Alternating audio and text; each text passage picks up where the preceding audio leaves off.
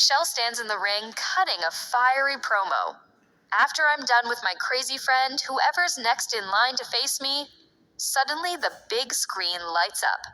Murphy's face appears, smirking right into the camera from inside Michelle's house. Murphy, in that mocking, drawn-out tone, "Oh, Michelle." Michelle freezes, caught completely off guard. Murphy, grinning wider. "Wow, a crazy friend? Like I'm not even a challenge to you? Don't let the makeup fool you. You're probably wondering where I am." She leans in closer to the camera. "Well, I paid a little visit. I had to know exactly what kind of person you are and where you live. So I went out of my way to drop by your house, just like old times. I never liked your husband, but I've always liked your kids. Your 19-year-old sons. We're practically sisters, right? So it only made sense to pay my nephews a visit." Michelle's eyes widen in fury. Michelle shouting, "Don't you dare step foot in my house, you crazy psycho. If you cross that line, I swear to God I'll cross one I won't regret. Stay the hell away from my family." Murphy, cupping her ear, pretending she can't hear. "I can't hear you. You're probably making threats or running out of the arena right now. But that's impossible. I already bought the ticket and flew out here. So I'm going to take my sweet time." She smiles sweetly. "I'm talking to your beautiful sons." Murphy walks through the house, flipping on lights. Murphy, calling out, "Tom, Tom?" No answer. She shrugs. "Guess he's not here yet? That's fine, I'll make myself at home. Long trip. I'm starving." She opens the fridge, pulls out a pizza, and heats it up in the microwave. While it's warming, she leans against the counter. Murphy. "My stomach was empty, but not anymore." She grabs the hot pizza, kicks her feet up on the kitchen table, and starts eating casually, looking around. Murphy, between bites, mocking, "Wow, is this your son's artwork? Your teenage boy's drawings? Gotta say, it's pretty rotten. Doesn't look like he was meant for art." She gets up, does a playful tiptoe dance across the floor, and heads into one of the son's bedrooms. She picks up a photo of the boy with his uncle. Murphy. "Is this your son's room? Look at him. All grown up and handsome. Glad he got some of your features." She smirks at the camera. "I'll probably hit that when they're older. When they're legal, of course." Murphy flops onto the bed, cuddling the pillow and rolling around. Murphy. "If your son's watching this, he should be glad a woman like me was in his bed, leaving my scent all over it." She sits up, grabs a bottle of urine, and pours it across the sheets. Murphy, laughing. "Marking my territory. Teenage boys get turned on by that kind of thing, right? He'll enjoy it." Michelle is visibly livid, screaming at the screen. "If I ever get my hands on you, I'm gonna kill you." Murphy just laughs, then grabs a baseball bat and starts smashing furniture, pictures, glass, everything except the TV. She suddenly changes the channel on the TV in the house, and Michelle's face from the arena appears on it. Murphy, waving.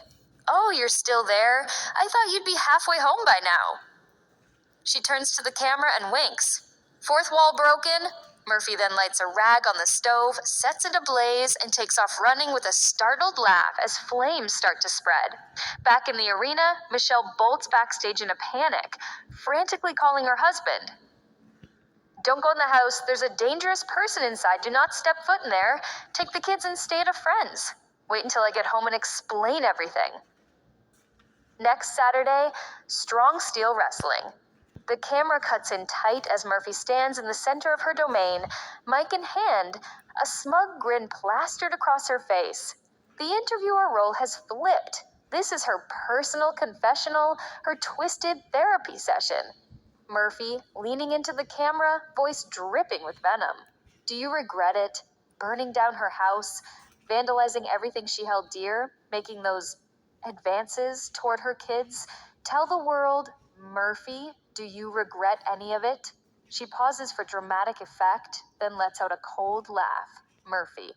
I did what I had to do, and honestly, I don't regret a single second. Does Michelle regret abandoning me in my darkest hour? No, she doesn't. Consider this karma, sweetheart, And if you think this was bad, just wait.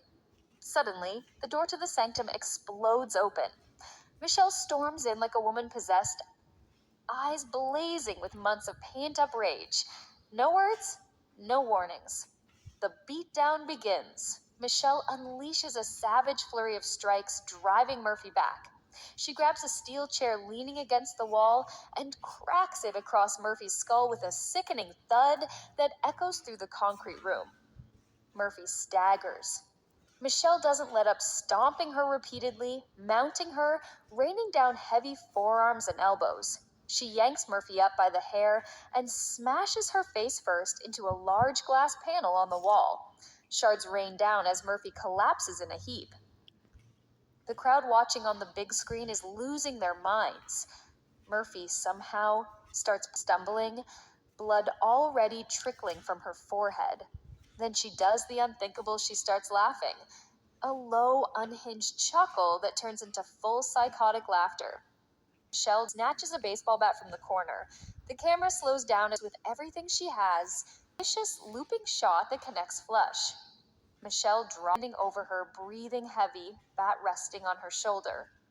Consider that karma. I'm sorry you pushed me too far. She gives one last contemptuous look at her fallen rival, then walks out of the sanctum without looking back. The final shot lingers. Murphy drops motionless on the cold concrete floor, a small pool of blood slowly spreading from the gash on her head. The lights in the sanctum flicker once, twice, then the feed cuts to black. End of segment. The arena lights dim as Michelle stands tall in the center of the ring, microphone in hand, addressing the crowd with a mix of defiance and reluctant remorse. I did what I had to do, she says firmly. I do feel bad for what I did to Murphy. But on the other hand, she pushed boundaries that, honestly, there was only so much I could even take. I did what was necessary. For me, for a mother.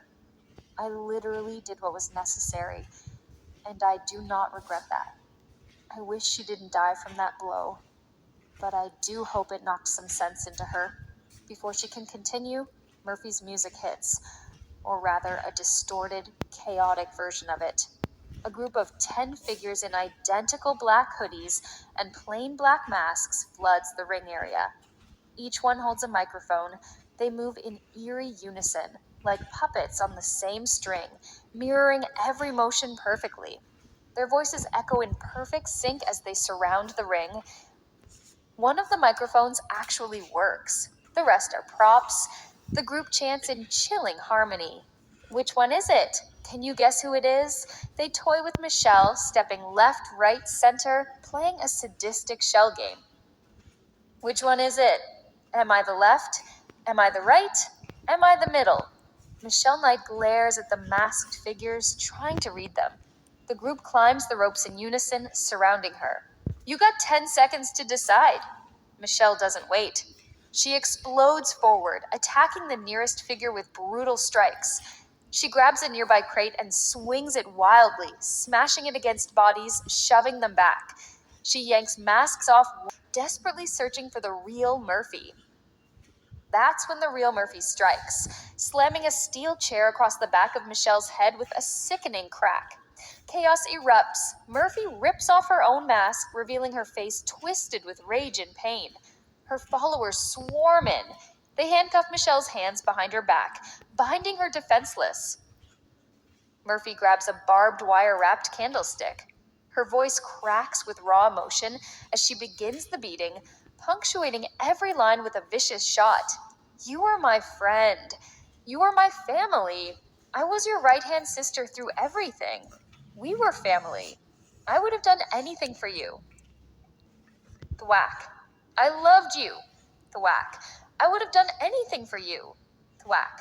I would have died for you. Thwack.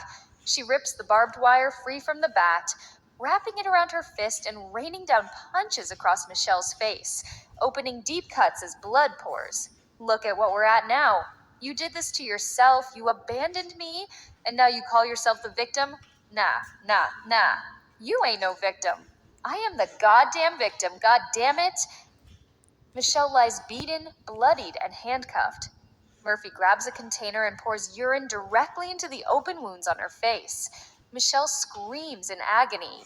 It stings, doesn't it? Murphy snarls. Feel the pain. Feel part of me giving you pain internally in your freaking bloodstream. She kicks Michelle repeatedly while her masked followers lift the battered woman up. Murphy delivers one final devastating headshot. Thud, knocking Michelle out cold. Murphy leans in close to her unconscious former friend, voice trembling with a mix of fury and heartbreak. I loved you. For a moment, it looks like Murphy might cry. Her eyes well up. She steps over Michelle's body, one foot planted dominantly on the mat beside her. She starts to walk away, then pauses. A sad smile flickers, then vanishes. Suddenly, the sadness melts away completely. Murphy throws her head back and laughs, cold, unhinged, maniacal laughter echoing through the arena. I won't hold anything back, she declares.